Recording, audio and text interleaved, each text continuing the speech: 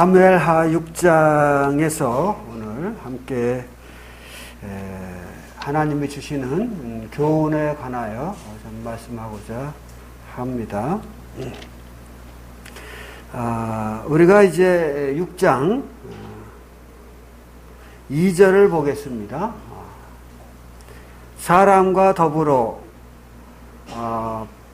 바알레 유다로 가서 거기서 하나님의 궤를 메어오려 하니 그 궤는 그룹들 사이에 자정하신 만군의 여호와의 이름으로 불리는 것이라. 그들이 하나님의 궤를 새 수레에 싣고 산이 있는 아비납다 집에서 나오는데 아비납다의 아들 우사와 아효가 그 새 수레를 모니라. 그들이 산에 있는 아비납다 집에서 하나님의 궤를 싣고 나올 때에 야훼는 궤 앞에 석하고 다윗과 이스라엘 온 족속은 잣나무로 만든 여러 가지 악기와 수금과 비파와 소고와 앙금과 재금으로 여호와 앞에서 연주하더라. 이 6장 내용에 보면 다윗이 다윗 성을 완성한 이후에 자기가 견고한 정치적 기반이 이제 정착된 것을 보고 이제 하나님의 궤를 모셔오기로 마음을 먹습니다. 왜냐하면 다윗은 하나님을 사랑하는 사람이었잖아요. 그런데 일찍이 그 블레셋과의 전투에서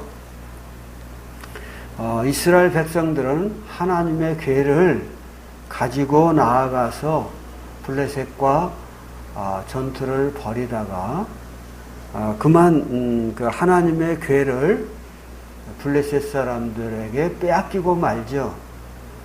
이로 인해서 하나님의 궤를 지켜야 할 엘리 제사장의 두 아들이 전장에서 죽고 또 그 소식을 들은 엘리 제사장마저도 넘어져서 죽고 맙니다. 그런데 우리가 알고 있는 대로 그 하나님의 궤가 블레셋 진영에 들어갔을 때 블레셋 진영의 다곤 신전에다가 하나님의 궤를 두었는데 하나님께서 다곤 신상을 이제 부러뜨리고 깨트려 버리는 이런 일들을 하실 뿐만 아니라 다곤 신을 섬기는 블레셋 제사장들을 이제 종기로 고통스럽게 만듭니다. 이에 더 나아가서 블레셋 방백들에게까지도 고통이 임하니까 블레셋 사람들이 생각하기를 우리가 이 하나님의 궤를 모시고 있다가는 다 죽게 생겼다. 이래가지고 하나님의 궤를 이제 이스라엘로 돌려보냅니다. 그래서 새로 만든 수레에다가 이제 하나님의 궤를 이제 실어서 이스라엘 땅으로 보내죠. 그리고 하나님의 궤가 이스라엘 땅으로 돌아온 이후에 길르앗 여림이라고 하는 곳에서 머물게 됩니다. 길르앗 여림은 그 6장 2절에 있는 바알렛 유다로 가서 이렇게 나오죠. 그 바알렛 유다와 길르앗 여림은 같은 장소를 부르는 이름입니다. 그런데 그 길르앗 여림 곧 바알렛 유다에 3절에 있는 대로 아비납다 집에 하나님의 궤를 모시게 되죠. 그 궤가 이제 그 아비납다 집에 머물게 된 지 오래되었잖아요. 그래서 그것은 사실 하나님의 궤가 있어야 할 장소가 아니었지 않습니까? 왜냐하면 블레셋 사람들이 하나님의 궤를 탈취함으로 승리했다고 좋아했지만 하나님께서 살아계셔서 블레셋을 치심해 블레셋이 너무 고통스러워서 하나님의 궤를 다시 이스라엘로 보냈고 이스라엘로 온 이후로 그 이스라엘의 국경지대에 있는 아비납다 집에 모시게 되었던 것입니다. 그런데 여호와의 사람 정말 하나님을 사랑했던 다윗은 그곳에 하나님의 궤가 있어서는 안 된다고 생각을 했어요. 모든 사람들이 하나님 앞에 나와 예배드리기 위해서는 하나님의 궤가 있어야 할 곳에 있어야 한다. 그래서 오늘날로 말하면 예루살렘, 다윗성이 있는 예루살렘으로 모셔오기로 작정을 합니다. 그래서 이제 사람들을 모집을 해서 그 하나님의 궤를 모셔오는 장면이 바로 6장에 기록되어 있는 것입니다. 그래 우리가 2절에 보면 참 3절에 보면 하나님의 궤를 새 수레에 싣고 산에 있는 아비납다 집에서 나오는데 그 아비납다의 아들 우사와 아효가 그 이제 하나님의 궤를 새 수레에 싣고 이제 다윗성으로 오는 책임자의 역할을 감당하면서 움직이고 있는 것을 볼 수가 있습니다. 그래서 야효가 4절에 보면 하나님의 궤 앞에서 가면서 지휘하고 또 납단 그 우사는 아마 뒤따라 갔던 것 같습니다. 그래서 다윗이 보낸 사람들이 하나님을 영화롭게 하기 위하여 각양의 악기로 하나님을 찬양하면서 하나님의 궤를 운송하게 되죠. 이것은 다윗이 얼마나 하나님을 사랑했는가 하는 것을 알게 되는 것입니다. 왜? 우리는 또 다른 왕 사울을 알고 있습니다. 사울은 그 하나님의 궤가 아비납다 집에 있다고 하는 것을 알았지만 우리는 사울의 생애에서 사울이 하나님의 궤를 왕궁이 있는 처소로 옮겨오기를 시도한 적이 없음을 압니다. 그런데 다윗은 자기의 궁으로 이제 하나님의 궤를 이끌어오기를 원하는 것이죠. 다른 말로 표현하면 좀 더 가까운 곳에 하나님의 궤를 둠으로 하나님과 동행하는 삶을 살고자 하는 다윗의 신앙심을 볼 수가 있는 것입니다. 그래서 구원받은 사람이 이제 하나님을 예배하는 것과 또 예배하지 않을지라도 구원받은 사람으로서 하나님을 경외하는 마음으로 살아가는 것과 우리는 생각은 큰 차이가 없다고 생각하실지 몰라요. 특히 코로나 전국으로 인해서 우리가 많은 어려움이 있습니다. 함께 모이지 못하도록 방역당국에서 자꾸 지시가 내려오고, 이제 감찰을 위해서 이제 이렇게 교회를 방문하고 이렇게 하는 것을 우리가 보게 되잖아요. 그래서 우리가 이제 코로나로도 마음이 위축이 된 데다가 감찰하는 방역 당국 요원들로 인해서 예배드리고자 하는 마음이 자꾸 위축이 되는 것을 이런 느끼는 그런 세대에 우리가 살고 있습니다.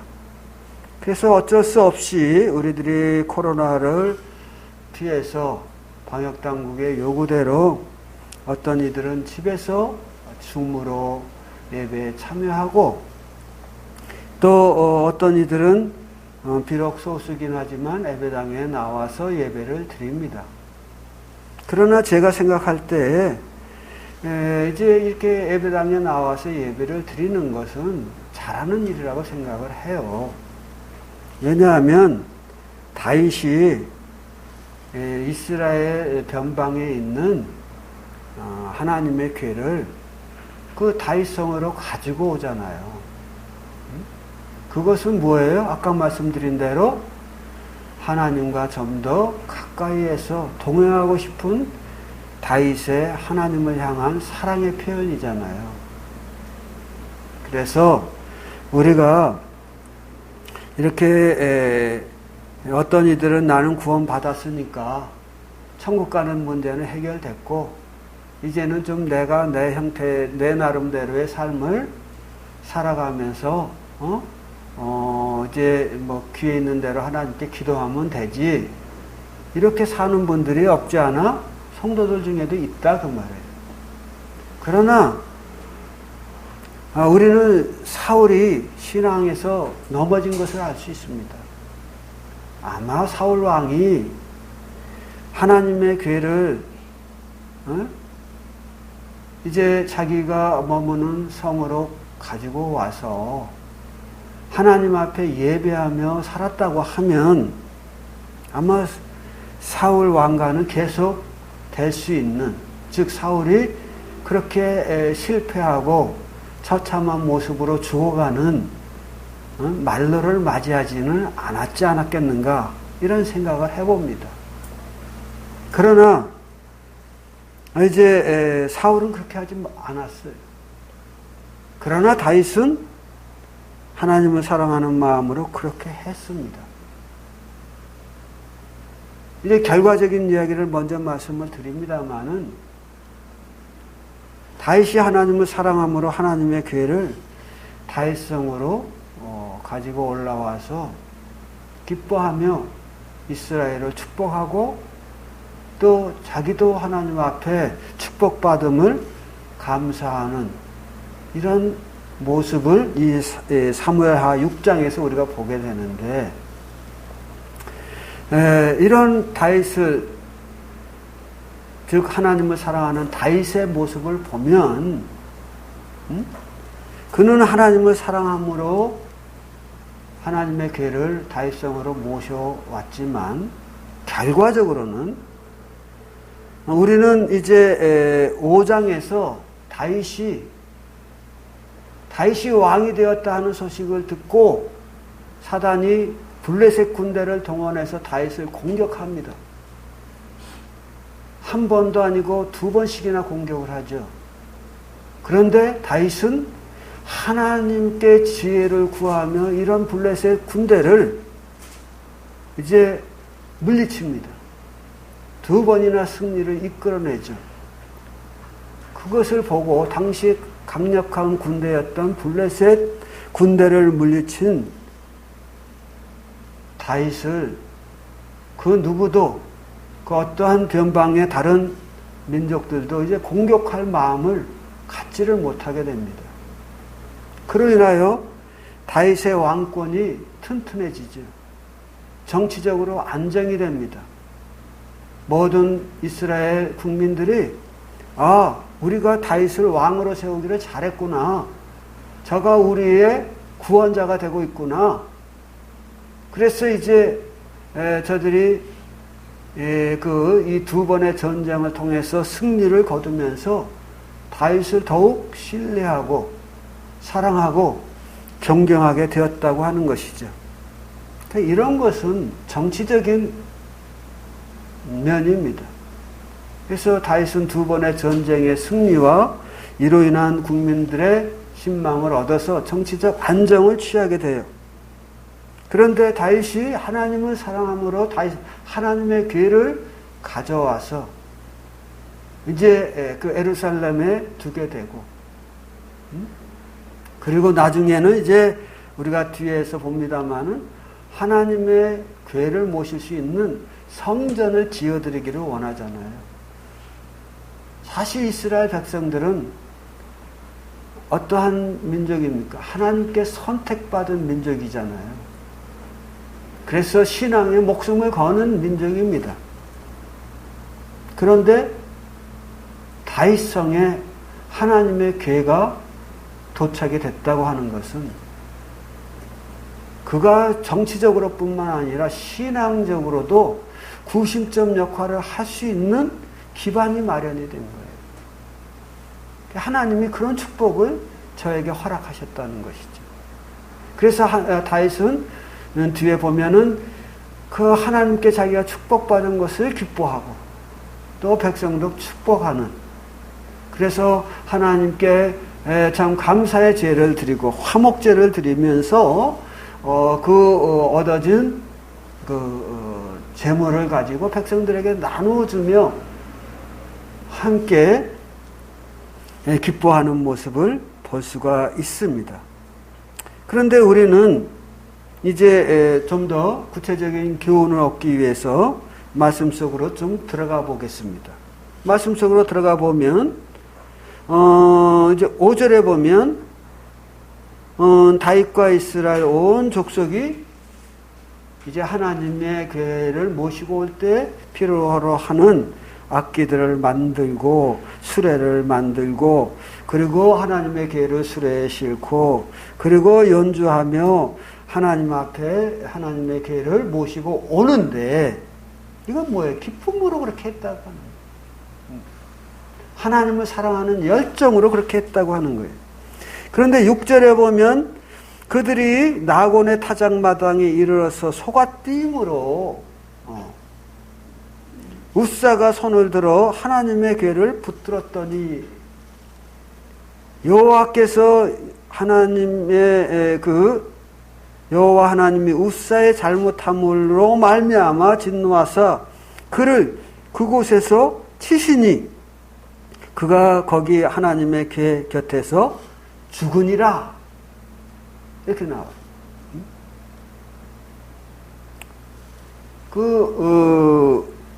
이제 길르앗 여림에서 하나님의 괴를 가지고 오다가 이제 나곤이라고 하는 곳에 이르렀을 때 소들이 뛰었다 그랬어요. 수레가 심하게 흔들린다 그 말이에요. 수레가 심하게 흔들리니까 이제 하나님의 괴가 수레에서 떨어질 수가 있잖아요. 떨어질 수가 있으니까 웃사가 하나님의 괴가 떨어지지 않도록 붙잡았다 그 말이에요. 그런데 하나님이 그 웃사를 치셨다는 거예요. 왜 하나님께서 웃사를 치셨을까요? 또 왜 웃사는 하나님의 괴를 붙들었을까요? 사실 여기는 우리가 보면 저들이 다윗이 하나님에 대한 사랑과 열정이 있었지만 이렇게 하나님의 괴를 수레에 싣고 오는 것은 세상적인 방법이지 하나님의 방법이 아닌 거예요.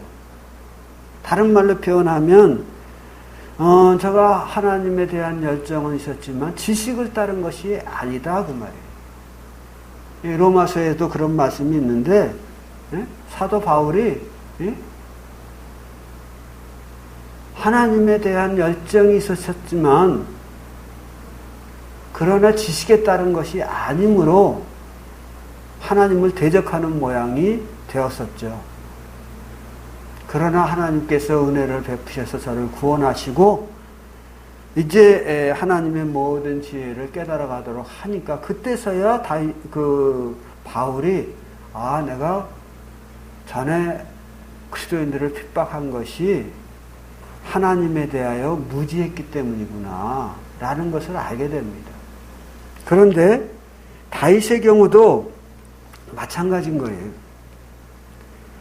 우리가 민수기에 보면은 민수기 7장에 보면은 하나님께서 말씀하시기를 하나님의 괴는 고앗 자손들이 즉 레위지파의 고앗 자손들이 하나님의 괴를 뜰채로 꿰어서 그 어깨에 메고 운반하도록 되어 있는, 즉 레위 자손에 의해서 그 어깨에 메고 운반하도록 되어 있지 수레에 실어서 운반하도록 되어 있는 것이 아니에요. 사무엘상 6장에 보면은 블레셋 사람들이 하나님의 괴로 인하여 고통을 당하면서 그들이 어떻게 했나요? 하나님의 괴를 이스라엘로 돌려보내야 되겠다라고 생각을 했어요. 그리고 행한 일이 어떻게 했습니까? 수레를 만들어서 소들이 끌도록 만들었거든요. 그렇게 해서 이제 블레셋 진영에서 이스라엘 진영으로 하나님의 괴가 넘어오게 됩니다. 사실 사람들이 어깨에 메고 운반하는 형태보다는 하나님의 괴를 그 수레에 싣고 5절에 있는 것처럼 이스라엘의 각종 많은 사람들이 특히 레위인들이 연주하면서 아주 이제 예의를 갖춰서 수레를 운반하는 것이 더 보기에 경건하고 훌륭하고 아름답고 예의를 갖춘 것처럼 보일지 모르겠습니다. 그러나 하나님은 이것을 기뻐하지 않았어요. 그래서 그들의 죄를 깨닫도록 하기 위하여 그 소들이 뛰도록 만드신 거죠. 소들이 뛰니까 어떻게 돼요? 그 우사가 괴가 떨어질까 봐 잡았어요. 그러나 성경에 보면, 민수기에 여전히 보면 그 하나님의 괴는 직접 만지도록 되어 있지를 않아요. 뜰채를 통해서 이제 그 하나님의 괴에 달려있는 고리에다가 뜰채를 끼워가지고 그것을 들도록 되어 있지 직접 만지도록 되어 있지를 않습니다. 그런데 우사는 어떻게 했어요? 하나님의 괴가 떨어질 것 같으니까 괴를 붙잡았다. 만져서는 안 되는 성물을 만진 거예요. 뭐 우사가 크게 뭐 잘못했나? 떨어질 것 같아서 잡았는데 우리 이렇게 생각할 수 있잖아요. 그러나 잡았다고 하는 것은 무엇을 의미합니까? 괴가 떨어지지 않도록 하기 위한데 목적이 있는 것 아닙니까? 우상이라면 그렇게 해도 되겠어요. 그러면 잘하는 것이죠. 그러나 하나님은 살아계신 분이잖아요. 하나님은 스스로를 보호하실 수 있는 전능자시다 그 말이에요. 우사가 안 잡아줘도 결코 땅에 떨어지지 않는 분이시다 그 말이에요. 근데 우사가 하나님의 괴를 잡았다고 하는 것은 우상과 같이 팔이 있지만 쓰지 못하고 발이 있지만 걷지 못하는, 눈이 있지만 보지 못하는 존재와 같이 여겼다고 하는 것을 의미할 수가 있습니다.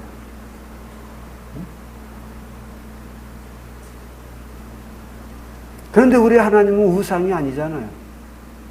하나님이 노하신 거예요.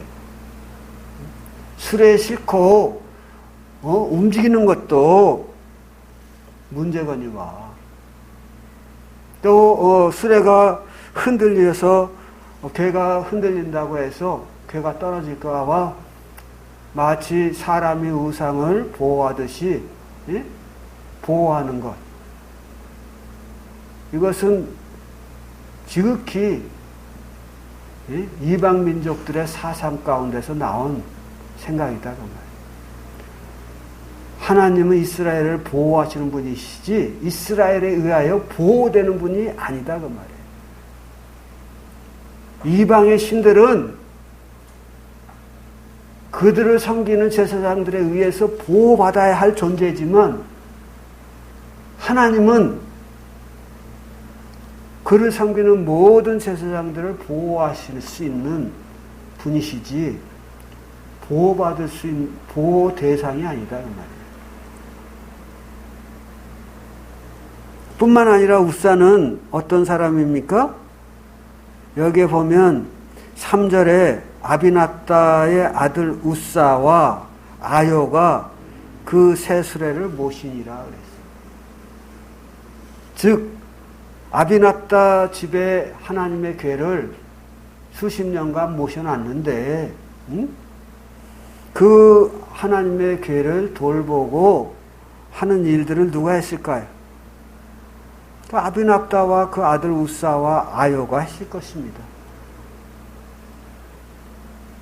다른 말로 표현하면 하나님의 궤가 너무 익숙한 거예요. 친숙한 거예요.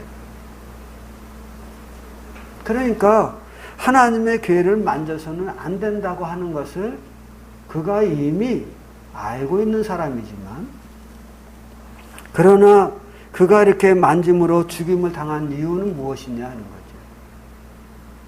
우리가 이제 하나님을 가까이 대하고 하나님과 항상 동행하다 보면 나도 모르게 하나님을 좀 가볍게 여기는 마음이 우리에게 생길 수 있다고 말이에요.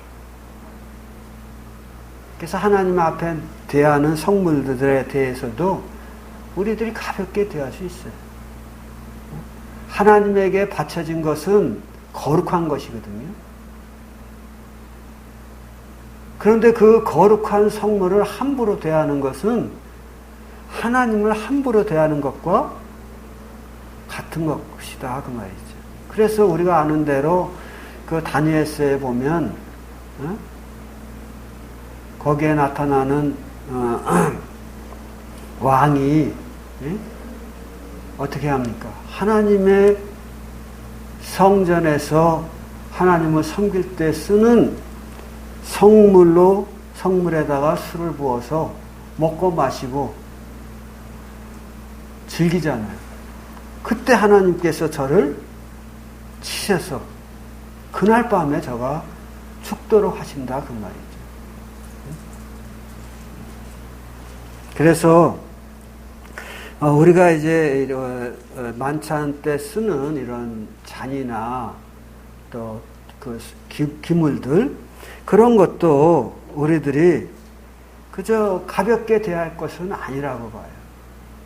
그래서 예전에 뭐 이렇게 너무 좀 가볍게 대해서 그랬는지 아니면 실수로 그랬는지 그런 것들이 모서리가 깨지고 뭐 이렇게 하는 것들은 그 바람직한 게 아니다. 우리들이 조심스럽게 예의를 갖춰서 대하는 것이 필요하다. 이런 생각을 가져봅니다.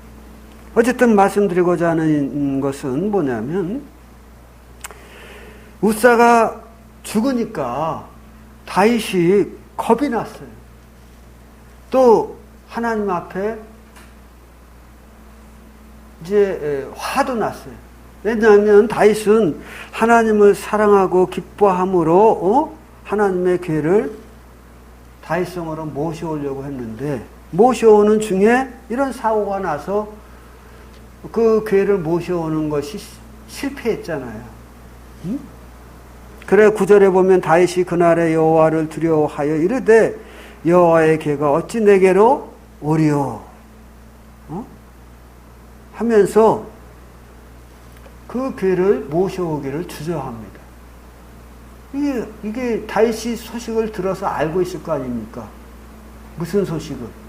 일찍이 블레셋 사람들이 하나님의 궤로 인해서 큰 어려움을 겪은 것을 알고 있다 그 말이에요. 그런데 이 하나님의 궤를 가까이 했더니 또 죽는 이런 사고가 나니까 다윗이 이거 뭐야? 두렵고, 이거 하나님의 교회를 대하다가 또 사망 사건이 일어나니까 이제 교회를 두려워해서 다윗이 다윗성으로 10절에 보면 메어가기를 즐겨하지 아니하고 가드 사람 오벳 에돔 집으로 모시고 갔다 그 말이에요. 그런데 하나님의 교회가 오벳 에돔 집에 석 달 동안 머물렀는데 하나님께서 그 오벳 에돔 집을 축복하기 시작하는 거예요. 어떻게 축복하셨는지는 모르지만 모든 사람들이 볼 때 하나님이 오벳 에돔 집을 축복하시는구나 하는 것이 보여지는 거예요. 그러니까 아마 짐승들이 새끼를 낳아도 막 여러 마리를 연줄로 낳고 곡식에 땅에 심은 모든 곡식들이 몇 배 예전보다 몇 배가 더 낳고 하는 일마다 나가도 복을 받고 들어와도 복을 받는 이런 모습으로 어제 하나님이 축복하셨던 것 같아요. 그러자 12절에 보면 어떤 사람이 다윗 왕에게 이르기를 여호와께서 하나님의 계로 말미암아 오벳 에돔 집과 그 모든 소유에게 복을 주셨다고 고합니다. 그러자 그래? 그러면 하나님의 괴가 저주를 불러오는 대상만은 아니네. 맞네. 예. 내가 하나님의 괴를 축복의 대상으로 봤는데 그러면 내 생각이 틀린 건 아니었구나. 그래서 다윗이 하나님의 괴를 이제 가져오기로 작정합니다. 그런데 다윗이 이제 고민하는 거죠. 뭘 고민할까요? 그러면 왜 지난번에 그런 사고가 났느냐 이거지. 그래서 다윗이 이 석 달 동안에 이 사고가 왜 났는가? 나는 하나님을 기뻐하고 사랑함으로 내가 가까이에 좀 모시고 싶어서 모셔오려고 했는데 왜 이랬는가 해서 이제 그 성경을 열어서 찾아봤을 거 아닙니까? 우리 역대상 말씀을 보겠습니다. 역대상 15장에 보면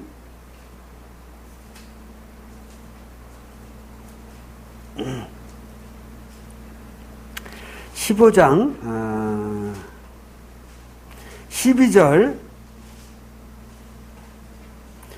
그들에게 이르되 너희는 레위 사람의 지도자니 너희가 너희 형제는 몸을 성결케 하고 내가 마련한 곳으로 이스라엘의 하나님 여호와께를 메어 올리라. 다윗의 말입니다. 전에는 너희가 매지 아니하였으므로 우리 하나님 여호와께서 우리를 찢으셨으나 뭐라 그래요? 전에는 우사가 죽을 그 당시에는 우리가 매지 아니하였으므로 우리 하나님 여호와께서 우리를 찢으셨다. 우사가 아마 이렇게 죽을 때 모습을 설명하는 것으로 보여집니다. 이는 우리가 규례대로 그에게 구하지 아니하였음이니 규례대로 구하지 즉 하나님의 말씀을 따라 행하지 않았다. 동기가 선하다고 해서 결과가 전부 좋은 건 아니다 이거지. 우리가 동기가 좋아도 그것이 하나님의 말씀을 따라 즉 법대로 경주하는 자가 돼야 된다 그 말이에요. 우리의 생각을 따라서 우리가 행하면 실패할 확률이 있다 이거예요. 동기가 좋을지라도. 이에 그 14절 이에 제사장들과 레위 사람들이 이스라엘 하나님 여호와의 궤를 메고 올라가려 하여 몸을 성결케 하고 모세가 여호와의 말씀에 따라 명령한 대로 레위 자손이 채에 하나님의 궤를 꿰어 어깨에 매니라. 이렇게 해서 이제 다윗이 하나님의 궤를 모셔오는 데서 무엇이 잘못됐는가를 석 달 동안에 알아낸 거예요. 그래가지고 레위 사람들이 이제 그 채에 매어서 꿰어서 하나님의 궤를 모셔오도록 이렇게 합니다.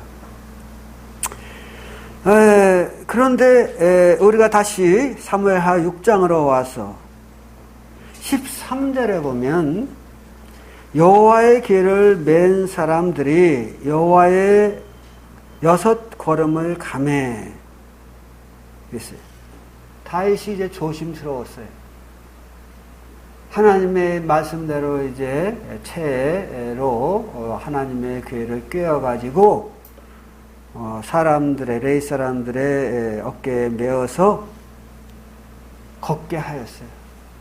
걷게 했는데 그 지켜볼 거 아니겠습니까? 다윗이 지켜보는데 그 괴를 맨 사람들이 6걸음을 걸었는데도 별일이 없어. 그러니까 다윗이 너무 기뻤어요. 사고가 없구나. 그러면 이 방법이 옳구나 하는 것을 이제 알은 거죠. 확신한 거죠. 그래서 다윗이 6걸음을 간 후에 다윗이 소와 살찐 송아지로 하나님 앞에 제사를 드리고 그리고 이제 그 레위 사람들로 하여금 그 개를 어깨에 메고 가게 하면서 그 궤 앞에서 다윗이 힘을 다하여 춤을 추며 이제 노래하며 15절에 보면 즐거이 환호하며 나팔을 불고 여호와의 궤를 메어 올렸다. 그래서 여호와의 궤가 다윗성으로 들어올 때 다윗성으로 이제 하나님의 궤가 들어오게 되고 그리고 다윗성으로 들어오매 17절에 보면 다윗이 그것을 위하여 친 장막 가운데 그 준비된 자리에 그것을 두고 다윗이 번제와 화목제로 여호와께 드리고 그리고 18절에 있는 대로 번제와 화목제를 드리기를 마친 후에 만군의 여호와의 이름으로 백성을 축복하고 모든 백성에게 그 축복의 고기를 나누어 주었다 하는 것이 나옵니다. 여러 음식들을 나누어 주며 백성들이 그 축복을 받고 돌아갔다. 이런 장면이 나와요. 그래서 우리가 이런 걸 보면서 정말 하나님을 우리가 사랑하되 지식을 따라 사랑하는 것이 귀하다. 그런데 어떤 이들은 지식을 따라 하나님을 예배하는 것을 버리고 세상으로 돌아갔어요. 세상 방법을 따라서 예배드리겠다고 갔어요. 참 안타까운 일이 아닐 수가 없습니다. 우리는 이제 다윗의 경우를 이렇게 보면서 우리는 무엇을 배우게 됩니까? 우리는 하나님께서 우리를 축복하실 때에 우리는 기쁨으로 그런 축복을 표현하는 것이 좋습니다. 다윗은 여기 17절에서 어떻게 했어요? 하나님 앞에서 하나님의 궤가 이렇게 들어왔다고 하는 것은 다윗에게 어떤 것입니까? 이것은 다윗은 하나님의 축복이라고 여긴 거예요. 하나님이 나를 축복하사 다윗의 궤를 무사히 여호와의 궤를 무사히 이렇게 다윗성으로 모시고 왔구나. 이렇게 생각해서 번제와 화목제를 하나님 앞에 드렸어요. 그저 감사합니다 하나님. 아이고 지난번엔 사고 나서 사람까지 죽었는데 이번엔 사고 없이 잘 일을 마무리했으니 다행이다. 이러고 자기 집으로 들어가서 쉰 게 아니고 어떻게 했어요? 그것을 보기 위하여 전부 몰려든 군중들 앞에서 하나님 앞에 번제와 화목제를 드리고 거기서 나온 고기를 이제 백성들에게 나누어 주면서 저들을 축복했다 그 말이에요. 건포도와 떡 한 덩이들을 나누어 주면서 저들을 축복했다는 거예요. 그래서 우리에게 하나님의 축복이 있다고 하면 우리는 그것을 기쁨으로 표현하는 것이 좋습니다.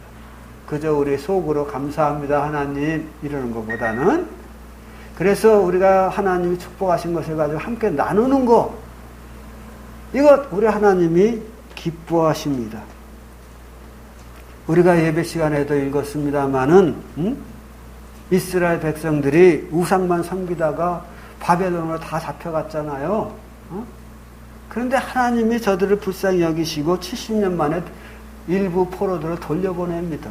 그때 그들이 말하기를 우리가 꿈꾸는 것 같았도다. 어떻게 이런 일이 있을 수가 있느냐. 그 누구도 생각지 못했던 일이 우리에게 있구나. 그때 우리 입에는 웃음이 가득하고 우리 혀에는 찬양이 있었도다. 이렇게 말하거든요. 그들의 입에 뭐가 있어요? 찬양이 있었다. 하나님이 우리를 축복할 때 우리가 찬양하는 거 좋습니다.